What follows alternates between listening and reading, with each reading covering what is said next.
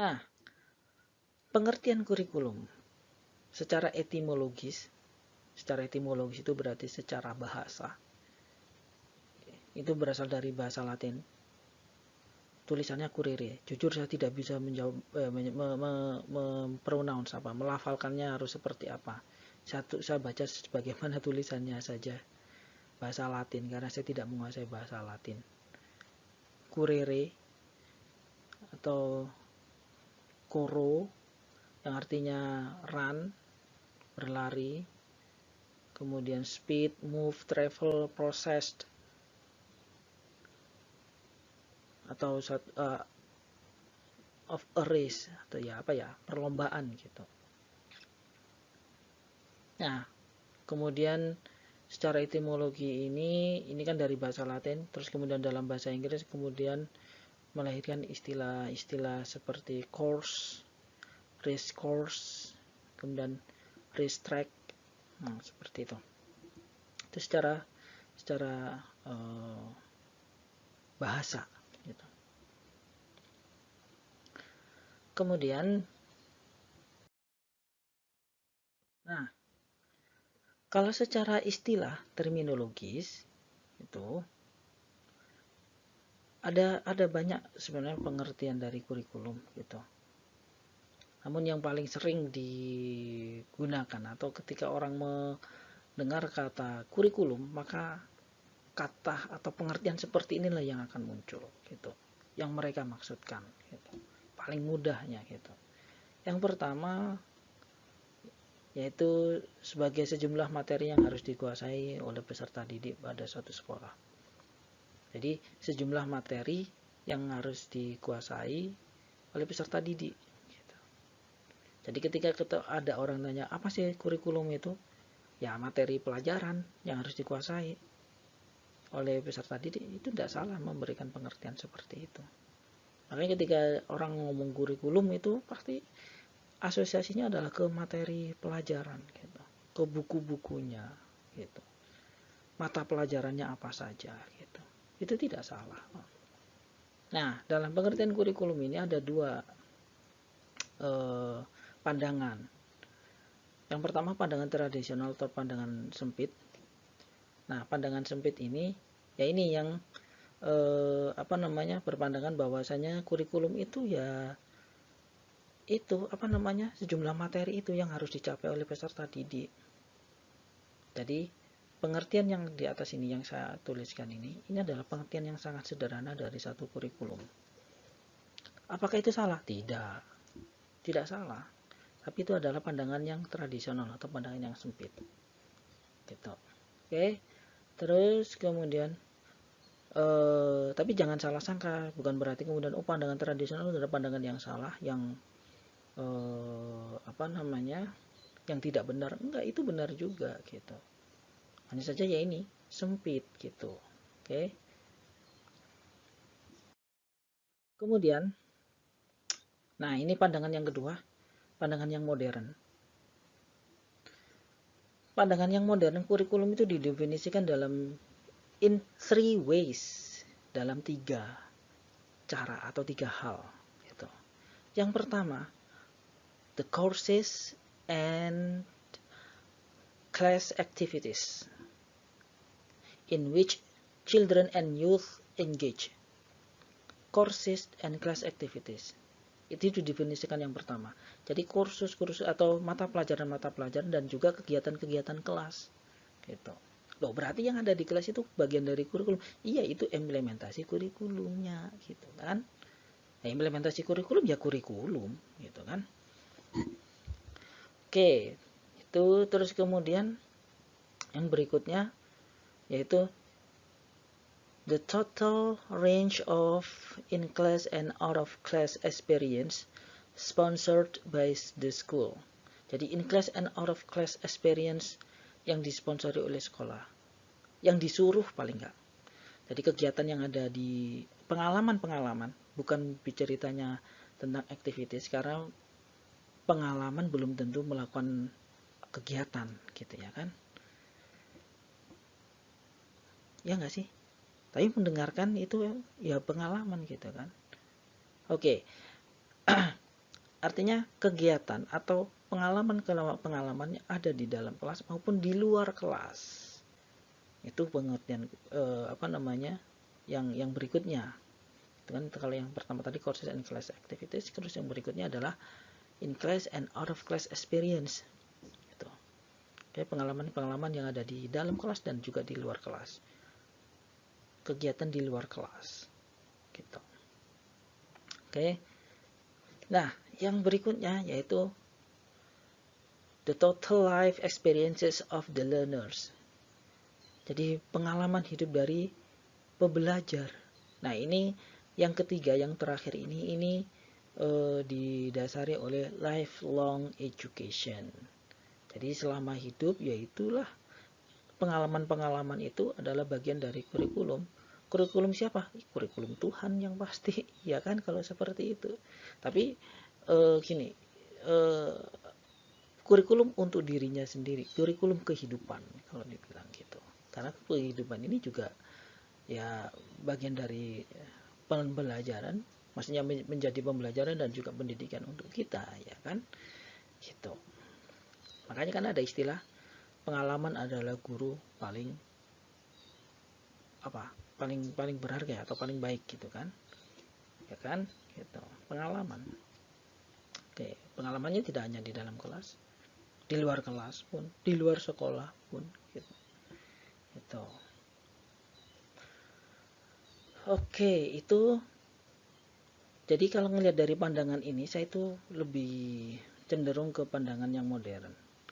Gitu. Jadi tidak sekedar hanya materi pembelajaran atau materi mata pelajaran, tetapi juga kegiatan-kegiatan yang lain yang ada di sekolah maupun di luar sekolah yang itu yang berkaitan dengan pendidikan. Gitu. Oke, berikutnya dimensi-dimensi kurikulum. Nah, ada maksudnya dimensi itu apa sih? Gitu. Yang dimasukkan dimensi ini adalah apa ya? Bagian-bagian atau sisi-sisi dari satu kurikulum, gitu. Kalau dilihat dari sisi mana itu sebagai apa, dilihat dari sisi mana sebagai apa, kayak gitu. Nah, ini kan dimensi-dimensi kurikulum. Kurikulum sebagai suatu ide. Kurikulum itu ide, iyalah gitu. Yang paling tidak misalkan dalam berupa dokumen itu, dokumen kurikulum itu kan ide yang ditulis, ya kan, gitu. Kalau nggak sebagai suatu ide, terus apa? Munculnya ide kayak sekarang Merdeka Belajar gitu, itu dari mana gitu kan? Itu kan satu ide gitu, ya kan? Tuh. Terus kemudian kurikulum sebagai suatu rencana, ya, maksudnya adalah bahwasanya kurikulum itu adalah serangkaian rencana yang digunakan sebagai pedoman gitu untuk melakukan pendidikannya atau pembelajarannya gitu. Dan itu akan menjadi pedoman gitu. Maka akan selalu tanya, apa itu sesuai dengan kurikulum gitu pelaksanaannya. Nah, pelaksanaan apakah sesuai dengan kurikulum? Berarti kan pelaksanaan harus sesuai dengan rencananya seperti apa kan gitu. Ya kan? Terus kemudian bahwasanya kurikulum itu sebagai suatu kegiatan atau aktivitas, ya, karena tadi kurikulum ketika diimplementasikan dalam suatu bentuk aktivitas dalam suatu proses pembelajaran, yaitu juga kurikulum. Jangan dikira itu bukan kurikulum, itu kurikulum. Implementasi kurikulum ya kurikulum. Nah, kalau nggak diimplementasikan terus mau ngapain? Itu dokumen segitu banyak, dokumen kurikulum, terus kemudian sekebok itu terus habis itu tidak dilaksanakan, ya kan? Ketika dilaksanakan itu menjadi suatu kegiatan atau menjadi suatu aktivitas gitu. Nah, yang berikutnya kurikulum juga dilihat sebagai sebagai suatu hasil belajar. Maksudnya adalah bahwasanya kurikulum itu juga akan memperhatikan hasil yang dicapai oleh siswa agar sesuai dengan apa yang sedang direncanakan tadi dalam kurikulum. Gitu. Itu bagian dari kurikulum juga. Jangan sampai kemudian apa yang direncanakan seperti apa, kemudian dalam bentuk aktivitasnya seperti apa, hasilnya malah seperti apa kayak gitu. Itu kan juga tidak pas gitu kan. Terus kemudian kurikulum sebagai suatu disiplin ilmu gitu. Maksudnya adalah bahwasanya kurikulum ini bisa dilihat sebagai suatu ilmu. Artinya apa? Ya ada konsep-konsepnya gitu. Apa sih itu kurikulum gitu kan? Terus kemudian ada asumsinya, ada teori-teorinya kayak gitu. Yang itu kemudian bisa dianalisis, dipelajari, kemudian sehingga orang menjadi satu pakar keilmuan tentang kurikulum kayak gitu. Ya kan? Bisa diteliti gitu. Gitu. Jadi bisa dipelajari. Ya kalau bisa dipelajari ya itu berarti bisa menjadi satu ilmu gitu. Oke, itu. Kemudian yang berikutnya kurikulum sebagai suatu sistem. Ini maksudnya apa? Bahwasanya kurikulum itu tidak bisa terpisahkan dari pendidikan, ya kan? Karena dalam pendidikan itu kurikulum itu ya ibaratnya kayak mesinnya kayak gitu, sebagai satu sistem atau bagian dari sistem pendidikan. Tapi kalau kurikulum sendiri sebagai suatu sistem, ya kita ingat tadi kan ada kita bahas, yang akan kita bahas nanti ada dalam materi ini, maksudnya dalam materi ini adalah komponen-komponennya, gitu kan. Nah, komponen-komponen kurikulum itu akan saling terkait satu sama lain. Nah, ini kan suatu sistem, ya kan. Paling gampang tujuan pembelajarannya apa, terus nanti harus pakainya metode apa kayak gitu. Nah, ini kan harus berkaitan satu sama lain. Tidak bisa saya tujuannya seperti ini terus nanti metodenya begini, nggak bisa seperti itu. Gitu. Ingin ke sana harus pakai seperti apa kayak gitu. Nah, itu menjadi satu sistem. Artinya apa? Komponen-komponennya ini tuh saling terkait gitu. Oke. Oke. Terus berikutnya terkait dengan kedudukan kurikulum. Kedudukan kurikulum itu punya kursi, bukan seperti itu. Kedudukan kurikulum, saya kedudukan kurikulum gitu, pengen nanti, enggak, bukan itu. Kedudukan kurikulum ini adalah maksudnya posisi kurikulum, paling gampang gitu. Ya dia punya posisi yang sentral, gitu kan, dan penting dalam proses pendidikan. Ya iya. Nah kalau nggak ada kurikulumnya apa yang mau dijalankan dari pendidikan gitu? Atau nggak gitu, jadinya tidak terarah gitu. Mungkin proses pendidikannya ada, jadinya kayak proses pendidikan kehidupan kayak gitu, ya kan? Itu jadi sentral dan penting, sangat penting gitu. Makanya kalau bikin misalkan bikin sekolah terus nggak ada kurikulumnya, terus ngapain sekolahnya ada gitu? Ya udah biarin aja mereka belajar semaunya gitu. Nah itu idenya, mereka akan belajar semaunya gitu kan. Semaunya itu seperti apa gitu, ya kan? Makanya sentral dan penting pasti akan diatur. Oke, terus kemudian kurikulum itu juga kedudukannya adalah sebagai suatu rencana, sebagai pedoman dan pegangan. Ya, itu rencana pendidikan dan juga dia menjadi pedoman dan pegangan gitu. Untuk dalam jenis ruang lingkup urutan isi proses pendidikan atau proses pembelajaran itu menjadi pegangan. Maka kan sering ini sesuai dengan kurikulumnya enggak gitu. Gitu. Kenapa? Ya itu jadi pedoman kita, pegangan kita sebagai seorang insan di dalam dunia pendidikan gitu. Kemudian kurikulum menjadi barometer kebermanaan pendidikan. Ya maksudnya menjadi tolak ukur bahwa pendidikan yang kita berikan itu mempunyai manfaat enggak ya gitu. Itu kita lihat dari kurikulumnya gitu kan. Mereka sekarang gitu kurikulum ada yang baru gitu kan. Kurikulum prototipe itu, kurikulum Merdeka Belajar misalnya gitu. Terus kemudian kita berikan itu karena di lingkungan kita ada manfaatnya, ada kebermanaannya gitu. Kalau kita tidak bermanaan, ya nggak usah diberikan. ngapain, gitu kan. Oke, itu. Kemudian ini yang berikutnya, yang terakhir terkait dengan peran kurikulum. Oke, peran kurikulum itu paling tidak ini ada 3, yaitu peran konservatif, peran kreatif, dan peran kritis dan evaluatif.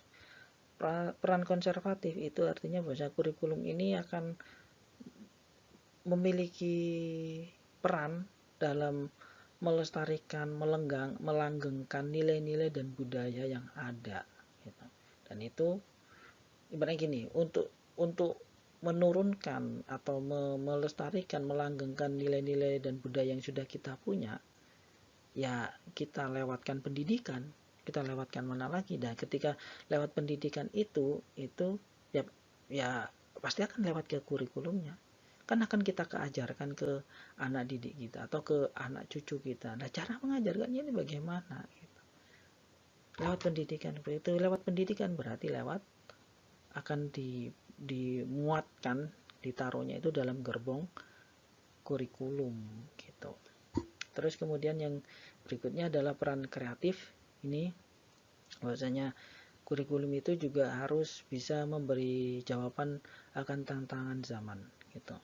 Ini zamannya seperti apa, terus kurikulumnya harus diperbaiki, kayak gitu ya kan.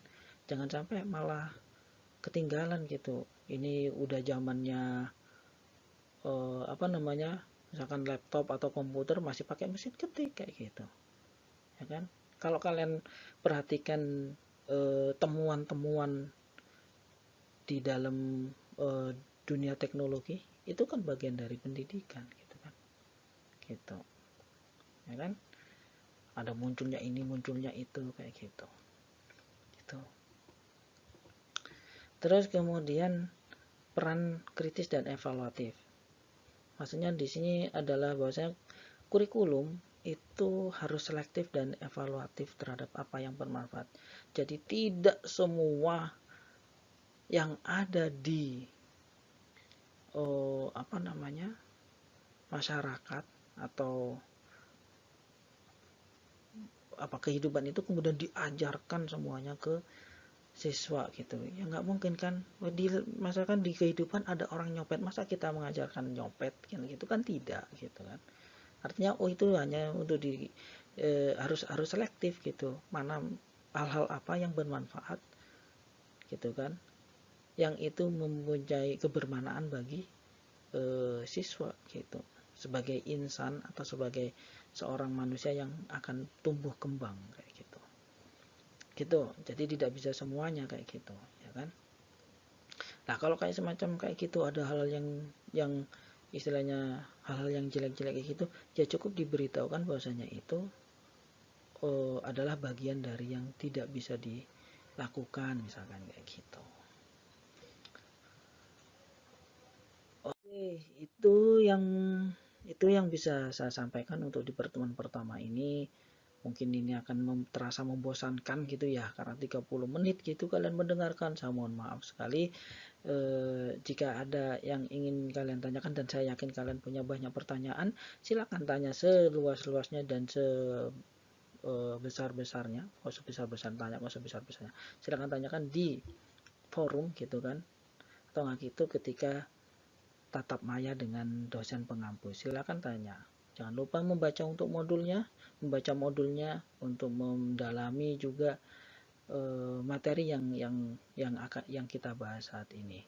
Karena bagaimanapun juga ini adalah bagian kecil dari materi yang apa namanya, yang kalian pelajari untuk pertemuan pertama ini. Demikian dari saya, kurang lebihnya mohon maaf. Assalamualaikum warahmatullahi wabarakatuh.